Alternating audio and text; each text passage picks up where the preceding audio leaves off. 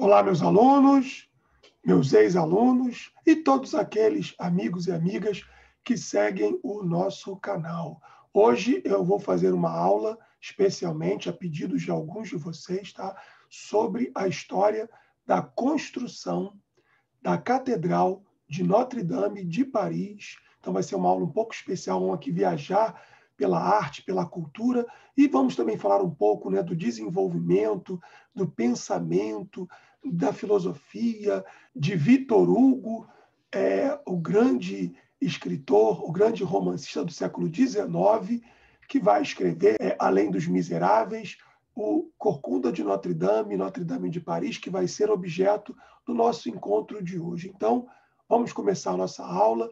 Vou compartilhar a nossa tela para que nós façamos uma viagem pelo tempo, pela história e pelo conhecimento da humanidade. Então, vamos lá, meus queridos. Começamos aí com essa imagem, com essa reprodução da Catedral de Notre-Dame de Paris, que fica, né, numa ilha que passa pelo Rio Sena, ali na região, né, central de Paris. A gente vai trabalhar aqui, então, essa arquitetura, a construção, a história da construção, né, do erguimento desse templo, né, religioso e também uma relíquia da história da humanidade, é um patrimônio da humanidade, a Catedral de Notre-Dame de Paris, que no ano de 2019 sofreu um incêndio quando se faziam ali obras de restauro do próprio prédio, né, da própria igreja da Catedral de Notre-Dame. Então, a gente vai começar aqui a nossa aula. Veremos aqui também, parte por parte, dessa construção maravilhosa que eu tive a oportunidade de visitar em 2014, numa viagem com a família e amigos, a Europa e a França. É algo que ficou na minha memória e eu quero repetir. Tá? Nunca é igual, a história não se repete, a gente sabe disso, mas há muito que se fazer, explorar nessa cidade-luz, né, em Paris. Então, vamos aqui com nossos slides, né? A Catedral de Notre-Dame é uma das mais famosas catedrais da França. Ao longo do século XII, do século XIII, né, se construíram na França mais de 80 catedrais. Essa é a mais famosa de todas elas, certamente, mas foram mais de 80. Então, já para a gente poder começar aqui, né? Falar que a Idade Média é uma idade das trevas, veremos que não é. Aqui mais nos motivos para a gente poder ver que esse período não é uma idade das trevas. Está localizada na Ilha de la Cité, né, para os franceses, no curso do Rio Sena. Então, são duas ilhas, numa delas se construiu a Catedral de Notre-Dame. Ali, quando começa a construção da Catedral de Notre-Dame, em 1163, portanto, no século XII, seria o marco zero, o ponto zero, tá, de todo o espaço geográfico de Paris. Então, foi pensado, né, a catedral foi pensada, a Torre Eiffel é uma construção do século XIX, o Arco do Triunfo também. Então, são obras bem posteriores à Catedral de Notre-Dame, que é uma construção medieval. Então, a ilha, né, o Rio Sena, passa pela cidade de Paris. A catedral possui arquitetura gótica, né, aquelas linhas retas que buscam ser bastante altas, se aproximar do céu, se aproximar de Deus, da transcendência, e sua construção estendeu-se por quase 2 séculos. Atualmente, é um dos principais pontos turísticos da França e é um local que foi palco de uma série de acontecimentos históricos na história da França e também do mundo. Veremos aqui.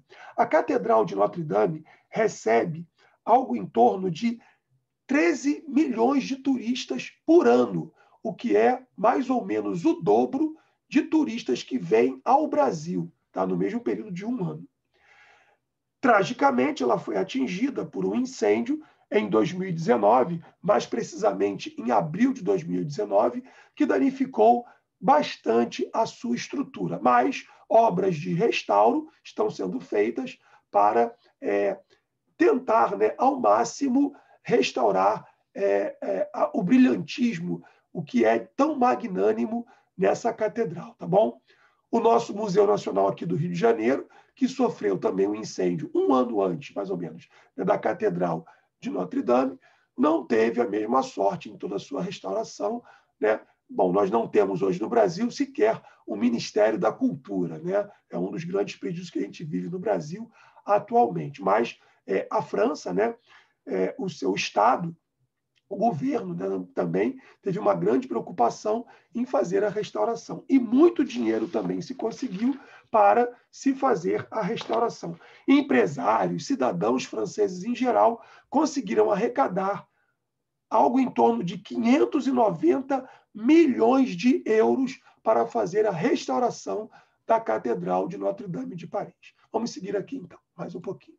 Bom, aí a gente vê aqui o mapa da cidade de Paris. A gente vai ter aqui, ó, na Ile de la Cité, a Catedral de Notre-Dame. Há outras construções também aqui, mas a mais importante e que nos interessa nesse momento é a Catedral de Notre-Dame. Você vai ter aqui no entorno o Museu d'Orsay, com um grande acervo do século XIX, etc. Sensacional.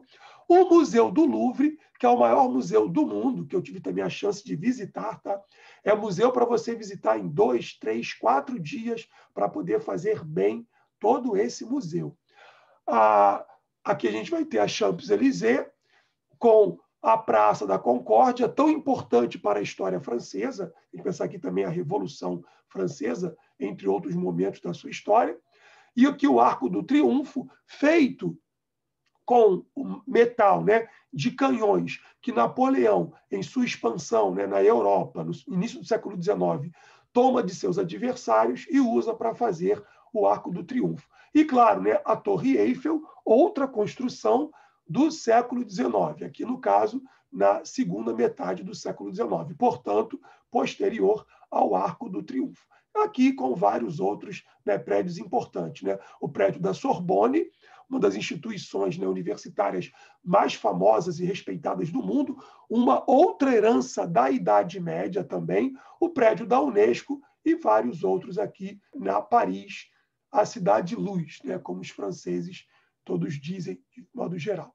Bom, vamos trabalhar aqui então um pouco a construção, la construction de la cathédrale, né, da Catedral de Notre-Dame.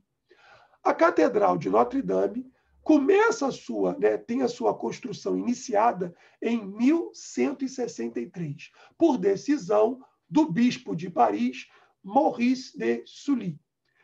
Esse bispo foi eleito para a função em 1160. 3 anos depois, ele começa a construção da catedral. Tá? Vai começar ali a pedra básica e o início das obras, que vai demorar aí quase 2 séculos.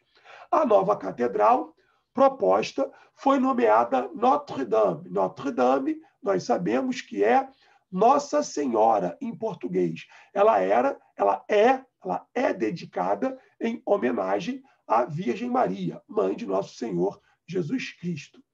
A cidade de Paris, na época, contava com um grande crescimento populacional, com crescimento econômico. É o momento da Baixa Idade Média, com o desenvolvimento, o crescimento das cidades. Então, o comércio se intensifica, há mais dinheiro, há mais recursos, há mais capital humano, há também um desenvolvimento da técnica. Imagine você, a técnica necessária para levantar material de cantaria, pedra, para fazer o erguimento do prédio da Catedral de Notre-Dame. Então, há técnicas, tá?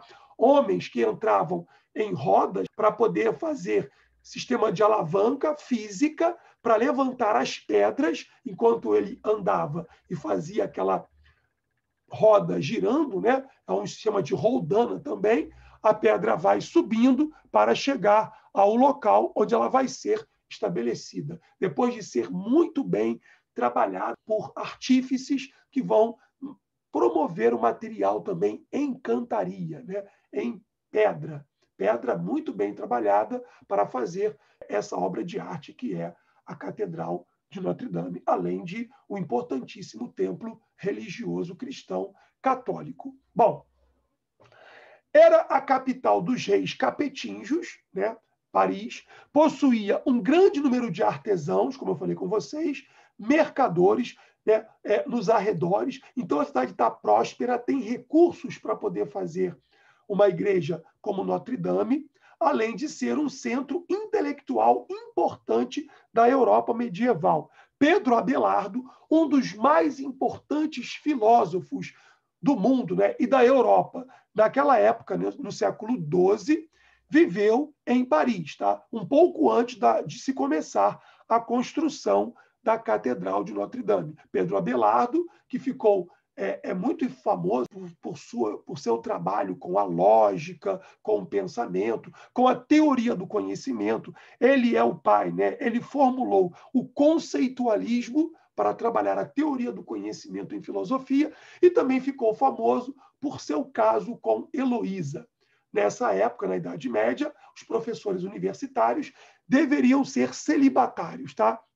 E Pedro Abelardo o era, mas acabou não respeitando o celibato, se envolvendo com uma de suas alunas, tá? Brilhante aluna, que era, no caso, Heloísa. Eles tiveram um filho de nome Astrolábio. E aí também vale ver, né, a obra dele e se interessar e conhecer o trabalho desse importante filósofo medieval que viveu ali na época, né, do início, quase do início da construção da Catedral de Notre Dame. O bispo parisiense, né, Maurice de Sully, sugeriu que a nova catedral fosse construída no local de uma antiga catedral, também localizada na Ile de la Cité, que a gente acabou de comentar aqui. Ali, né, onde hoje é a Catedral de Notre Dame, existiam outros templos religiosos, tá? Um templo romano dedicado ao deus Júpiter, né, que é o deus mais importante do panteão romano, que seria no panteão grego o equivalente ao deus Zeus, né, o senhor do Olimpo, na mitologia e na cultura grega. No local onde se construiu a Catedral de Notre Dame, havia também antes uma outra basílica que era dedicado a Santo Estevão, que é mencionado, que é tratado no livro de Atos dos Apóstolos. Santo Estevão era um diácono, tá bom? Do início da igreja, dos primórdios da igreja, que morreu em nome da fé cristã. Ele é um mártir do cristianismo católico. Essa igreja foi construída em arquitetura românica, a anterior, tá? A dedicada a Santo Estevão. A igreja de Notre Dame, ela tem estilo gótico, que a gente vai até comentar um pouco mais aqui. O estilo gótico, né, a gente vai ver aqui, quando a gente for trabalhar os próprios detalhes da catedral, eu vou explicar um pouco melhor isso para vocês, tá? No evento do lançamento da pedra fundamental para a Catedral de Notre Dame, estavam presentes o Papa Alexandre III e o rei da França, Luís VII, além, é claro, do bispo que nós citamos há pouco aqui. São basicamente 4 fases da construção da catedral. A primeira fase, né, que a gente começou aqui em 1163, vai até 1182, uma segunda fase ainda no século XII, uma terceira fase que pega o final do século XII e o primeiro quarto do século XIII, a gente pode ver aqui no slide, e a quarta fase que vai até 1250. Mas a obra vai ser concluída um pouco depois disso, tá bom? Somente em 1345, então, meados do século XIV, é que a obra vai chegar ao seu termo. Nós não sabemos, de fato, quem foram os arquitetos, né, pelo nome, pelos seus nomes, que fizeram, que comandaram, né, conduziram a construção da catedral. Até porque eles foram muitos, né? É muito tempo e muita gente trabalhando, tá? Milhares de homens para poder produzir a catedral. Depois a gente vai ter aqui alguns arquitetos que ficaram lembrados para a gente, mas que foram mais recentes, fazendo alterações no plano da igreja. Aí eu mostro para vocês um pouco do plano, do mapa, né, do plano da catedral. O plano que a gente vai ver aqui mostra a nave da igreja como um todo. A gente vai ter aqui, então, né, a entrada, né, com os seus portais, que a gente vai ver aqui, a nave central, que, no caso da Catedral de Notre Dame abriga para uma missa 6.000 pessoas, simplesmente 6.000 pessoas. A gente vai ter toda a nave, né? A nave central, a nave como um todo. A gente vai ter aqui as duas torres. A catedral tem duas torres, o que era comum numa obra, numa construção gótica. A gente vai ter aqui também a região do transepto. Reparem que ela dá a ideia também de uma cruz. E aí o transepto ajuda para que nós possamos ver como uma cruz de fato. O cruzeiro, né, que vai aqui a parte central. A gente vai ter a parte do coro da igreja, ela tem também o seu coral, e outras partes do próprio corpo da igreja, que eu coloco aqui depois um detalhe com a construção como nós conhecemos hoje, tá bom? Até o século XIX, ela não tinha o desenho como nós conhecemos hoje. Algumas mudanças foram feitas ao longo do século XIX que vão mostrar para a gente a igreja como a gente conhece hoje quando faz, por exemplo, uma visita a Notre Dame, tá? A Paris. Seguindo aqui. Bom, essa aqui dá também um bom plano, né, da Catedral de Notre Dame. A gente vai ter aqui a pedra fundamental em 1163. As torres, né? Temos a Torre Norte e a Torre Sul. Elas todas, né, vão chegar ao total de 69 metros de altura. É o todo da catedral. Não é pouca coisa, muito pelo contrário, tá? É muito alta, é imponente. Você chega e olha para cima e ela mostra essa ideia da arte gótica, se aproximar de Deus, das coisas do céu. Então, ela é verticalizada. As paredes não são tão grossas como, por exemplo, na arte românica. O gótico, ele procura fazer paredes um tanto quanto mais finas, né? E aí, os seus tetos, o teto, né, na forma de abóbada, ele também vai sustentar o peso e joga, perdão, né? Ele joga o peso assim para as suas pilastras. E aí é no corpo da igreja que você vai ter a sustentação do peso maior, né, de toda essa cantaria, toda essa pedra que vai fazer a igreja. Sem as torres, a fachada vai chegar a 45 metros. Toda a igreja vai ter de largura 43,5 metros, com seus 3 portais, né? E aqui são 3 portas, tá? A porta central aqui é a do juízo final, onde há o julgamento das almas dos seres humanos. Aqueles que vão ser condenados à danação e aqueles que vão chegar à salvação. Você vê aqui nessa porta número 1 aqui. Quando se vai à catedral, quando a gente entra na catedral, é uma experiência sensacional, você vai entrar aqui pela porta 3, tá bom? Pelo portal 3, que é a de Santana, a avó de Jesus, tá? E a outra porta é a porta da mãe de Jesus Cristo, Nossa Senhora, Virgem Maria, é a porta 2, tá? Depois a gente vai continuar aqui a ver também outros detalhes da própria catedral como um todo. Esse pináculo aqui, com 96 metros de altura, que foi queimado em grande parte no incêndio, né, de 2019, ele foi colocado posteriormente no século XIX, né, pelo arquiteto Eugène Viollet-le-Duc, tá bom? Que vai fazer várias alterações. Para muitos amados e para outros também questionado, né, o polêmico Le-Duc, tá bom? Que a gente vai falar aqui um pouco mais dele mais adiante. Bom, vamos seguir aqui um pouco mais, né? Olha só, são 75 pilares para sustentar toda essa construção, tá? Além das suas colunas. A superfície dela é de 5.500 metros quadrados. É absolutamente grande, enorme, tá bom? É suntuosa, é uma obra suntuosa. E feito, claro, com dinheiro, trabalho de doações dos fiéis, né? E do crescimento econômico da própria França do século XII, como a gente também já citou aqui. Vamos um pouco mais adiante.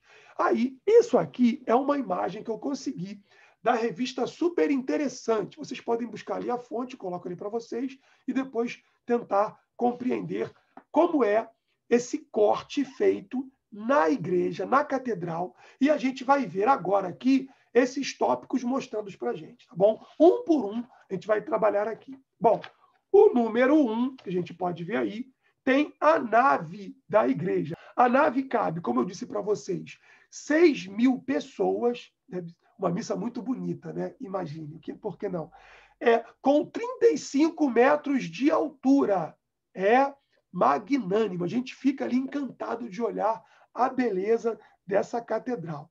Aqui o número 2, nós temos, como eu falei para vocês, o pináculo, né? Que tem aí 90 metros de altura. Ele foi construído no século XIX em substituição ao antigo, da obra anterior, dos séculos XII, XIII até o XIV, que é medieval, e estava mal conservado. Então, né, o arquiteto Eugène Viollet-le-Duc, ele vai destruir o outro e fazer esse pináculo mais novo, né, com peças, inclusive, de aço, que vai substituir, e é o que a gente vai ter na Catedral de Notre-Dame hoje. O número 3 aqui, a gente já falou um pouco, né, são as torres, né? Aqui a gente vai ter, nessas pontas da fachada, 2 torres. Aqui pelo corte, a gente só vê uma torre, tá bom? Mas são 2 torres, com 69 metros de altura a cada. É o topo, como a gente já falou aqui antes. Entre elas, fica um órgão, pasmem, de 8.000 tubos, com cerca de 8.000 tubos. Um dos maiores da Europa. Na Torre Sul, a da direita, há um sino, tá, de 13 toneladas, onde, na obra de Victor Hugo, né, o Corcunda de Notre-Dame, Quasimodo, ele tocava ali os sinos da catedral. Tá? Mas ali é na literatura. Na verdade, para poder acionar o badalo desse sino, o badalo tem 500 quilos, a torre, né, o badalo tem 500 quilos, e o sino, né, 13 toneladas. Para poder acionar esse badalo, são necessários 8 homens. Não é pouca coisa. Bom, quando criança, eu abri a igreja que eu frequentava em Vila Isabel, Santo Antônio de Lisboa, e eu tocava lá o sino. Eu sozinho tocava 2 sinos e chamava a comunidade de Vila Isabel da Tijuca para a Santa Missa. Mas aqui, né, são necessários 8 homens para poder acionar o badalo da Catedral de Notre-Dame. Imagina como isso é magnânimo, tá? Bom, o 4 aqui a gente vai ver as rosáceas. Essa aqui é a principal rosácea da Catedral de Notre-Dame, tá bom? Ela tem formato de flor. E esse vidro, ele já era pintado, é uma tecnologia desenvolvida pela arte gótica, ele já era pintado quando da sua própria confecção. Antes, até mais ou menos o século IX, se fazia o vidro e depois pintava o vidro. Agora aqui, já quando da construção da Catedral de Notre-Dame, não. O vidro ele já é pintado quando ele está sendo feito. Tá? Na sua produção, se fazia também a pintura do próprio vidro. É uma cena também muito bonita aqui, essa rosácea, assim como também há outras menores. Tá? Essa aqui é a central da Catedral de Notre-Dame. No número 5 aqui, nós vamos ter as estátuas de pedra. São as gárgulas. Tá? Essas gárgulas são também do século XIX. Tá? A ideia é que elas deveriam afastar os maus espíritos. Elas têm canaletas também, no sentido prático, para escorrer a água da chuva. Então, ela tem um sentido espiritual, afastar os maus espíritos, e um sentido prático, que é o quê? Basicamente, né, escorrer a água da chuva, para preservar também a própria obra da catedral. O número 6, nós vamos ter aqui a Galeria dos Reis, né? Galerie des Rois, dos Reis. São 28 imagens em pedras, tá? Muito bem feitas, é uma arte gótica em cantaria que se fazia para decorar, para ornamentar as igrejas. Tá? Elas são bastante grandes e elas ali representam, né, mostram os reis bíblicos que aparecem, né, os reis de Israel e também da Judéia. Por fim, a gente vai ter aqui os 3 portais, que nós já falamos um pouco antes, né, que são um dedicado à Virgem Maria, né, que está aqui no corte, não aparece para a gente, o central, que é o portal do julgamento, e o terceiro aqui, né, que é o do nosso canto, que a gente pode ver aqui à direita, que é o de Santana. É por aqui que nós entramos para poder visitar essa magnífica Catedral de Notre Dame. Bom, aí só para poder a gente ver alguns detalhes aqui, a gente vê Nossa Senhora aqui ao centro, a catedral é de Notre Dame, então vai colocar aqui ao centro Nossa Senhora, né? Nossa Senhora de Paris. Aqui, como eu falei para vocês, as gárgulas, tá bom? Não é para simplesmente colocar medo, é para espantar os maus espíritos. E a gente vai ter aqui também uma fotografia mostrando a balaustrada, no terceiro aqui, né, na parte do pavimento, a rosácea, como eu falei para vocês, e aqui a Galeria dos Reis, né, que no musical de 1998, mais recente, né, belíssimo, inspirado na obra de Victor Hugo, que a gente vai comentar um pouquinho aqui, ele é cantado por Quasimodo, né? Sigamos mais um pouco adiante. Aqui é uma fotografia do interior da catedral. Podemos ver aqui, como a gente falou, na nave, cabem 6.000 pessoas. Aqui o altar da igreja e os seus 3 andares, tá? É um gótico maravilhoso, tá? Bom, aqui as pilastras, né, que sustentam o peso, e aqui a abóbada, né, que também vai distribuir o peso para as pilastras, tá? Para que não haja problema de desmoronamento. Bom, no século XIX, se cogitou em destruir a Catedral de Notre Dame. Ainda bem que isso não foi feito.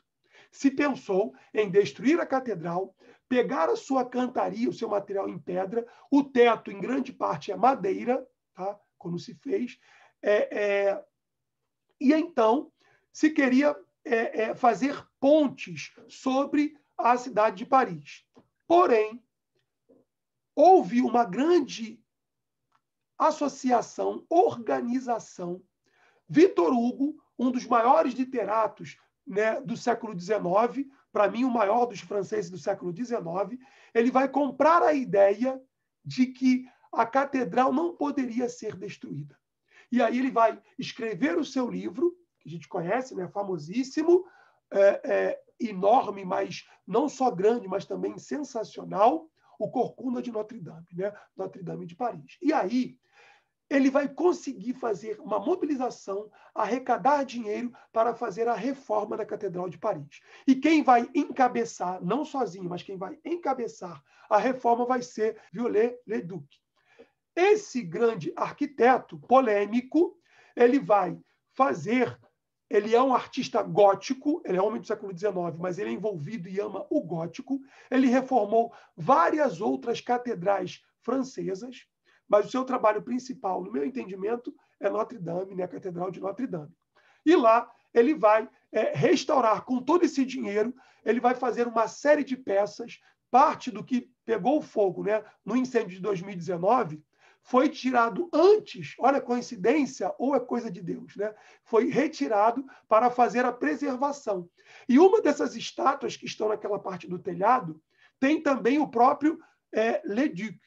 Ele se faz de costas, todas estão de frente para a cidade. Ele se faz de costas, porque a sua representação, né, a escultura que ele faz dele mesmo, está olhando o seu trabalho. Ele olha o teto da catedral de Notre Dame. E aí vai se dizer, né, que ele é um homem egocêntrico, que ele é um homem questionador, ele era um gênio da arquitetura, porém também era um homem complicado de se trabalhar, mas é um homem sensacional e deixou um importante também legado para a gente. No século XVI, vamos ver um pouco agora a história na Catedral de Notre Dame. Ela faz parte da história da humanidade, veremos aqui. No século XVI, uma revolta de huguenotes. Huguenotes são protestantes, calvinistas, franceses e suíços, né? Eles acabaram levando alguns danos, né? Quebraram parte, né, das estátuas, a iconoclastia, né? Iconoclastas derrubaram, quebraram imagens que estavam na Catedral de Notre Dame. Fazer o quê? Uma pena, né? Ao longo do reinado de Luís XIV, o chamado Rei Sol, l'État c'est moi, Notre Dame passou por algumas modificações. Então, ele vai fazer alguns investimentos para também fazer algum restauro, né, no século XVIII da catedral, né, o Luís XIV.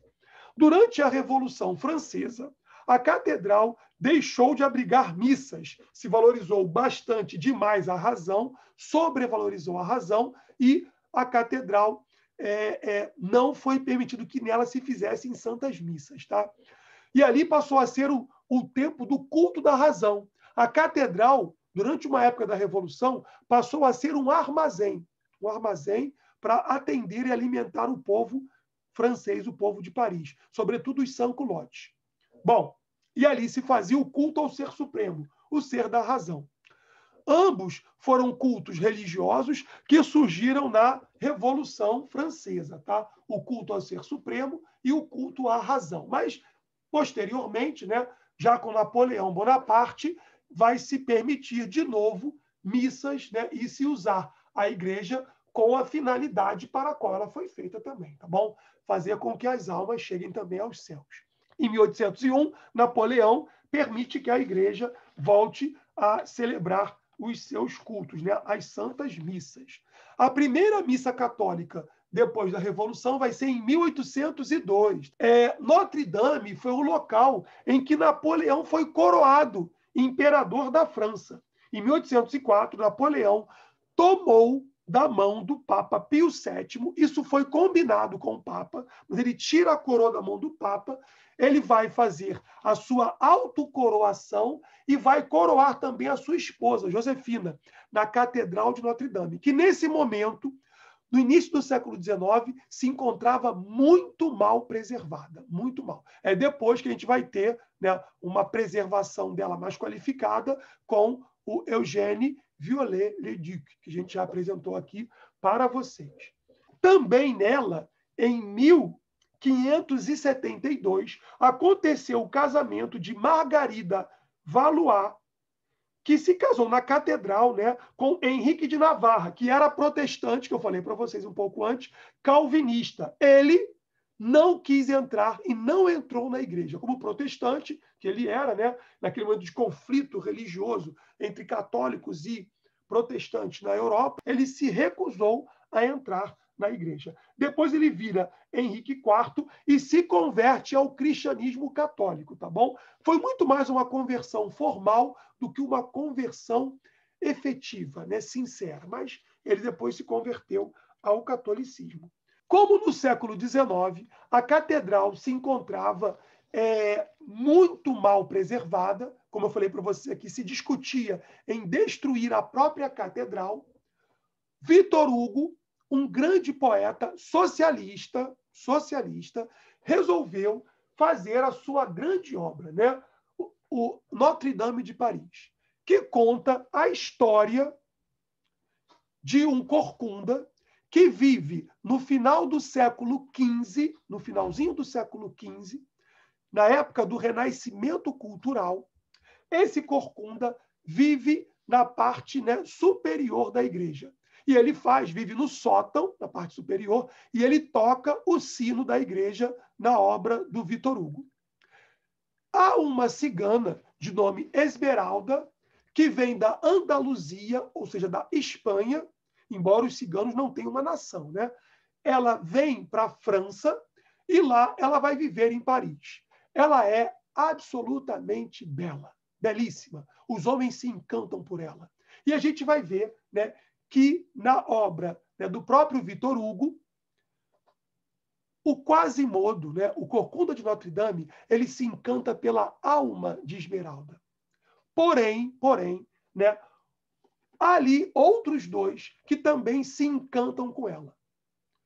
Nós vamos ter o padre Florot, que se encanta também por ela, só que o padre, na peça de Vitor Hugo, ele vive um dilema. Ele quer ser fiel à sua fé cristã católica, mas ele também se sente atraído fisicamente, né, em termos de volitivamente, por essa cigana belíssima. E aí ele vive um dilema. Ele quer ser fiel ao seu celibato, à igreja e à sua vocação sacerdotal, mas, ao mesmo tempo, ele se encanta por ela. Freudianamente, nós poderíamos dizer que o padre Florot, ele se encanta por ela, mas ele reprime essa vontade, essa volição, esse desejo. E aí ele passa a persegui-la. ele vai acabar também sendo responsável pela condenação, né, de Esmeralda. E, por fim, também nós teremos o comandante da guarda, que é Phébus. Phébus quer dizer soleil, né? Ele é soleil, sol, soleil em francês, sol em português. O Phébus se encanta por ela. Ele é noivo da Flor de Lis, da peça, né, na obra de Victor Hugo, mas ele quer fisicamente se satisfazer com Esmeralda. Então ele se encanta pelo corpo dela. E aí, essa obra magistral que conseguiu arrecadar os recursos para fazer as reformas da Catedral de Notre-Dame e salvar a catedral de uma possível demolição, acabou virando uma obra, né, uma peça também de teatro. Aqui eu compartilho com vocês Victor Hugo, né, o pensador, um filósofo, né, um artista, um escritor, um romancista do século XIX, que, de um modo ou de outro, ajudou, né, a salvar a catedral. Aqui a gente vai ver o artista Garrou, que a gente vai ver já já um pedaço da peça, né, da obra teatral de 1998, que ele vai cantar. Né? Ele representa aqui o Corcunda de Notre-Dame, né? No francês, Bossot. Ele tem uma corcunda, né? Le Bossot, né?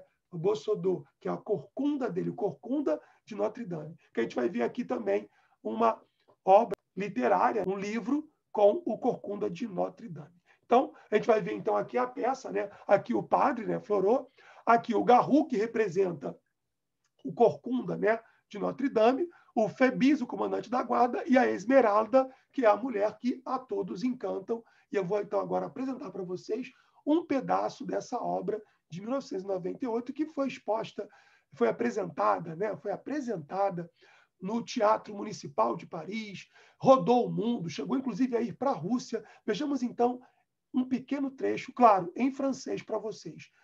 Degustem a bela arte, tá? A bela arte com vocês aqui. Vejamos.